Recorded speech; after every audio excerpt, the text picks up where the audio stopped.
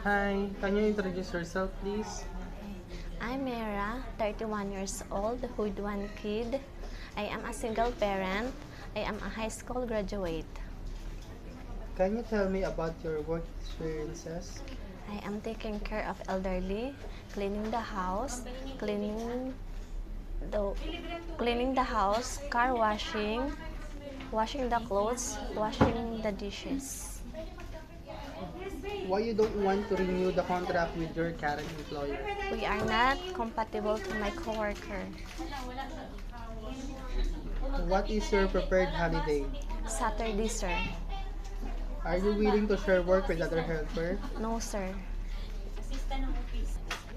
Because I just want to work alone. Okay. Are you willing to share room with kids? No, sir. I want my own room. Are you willing to take care of pets? No, sir. Okay. Do you take care of elderly sick or healthy elderly? Elderly, sir.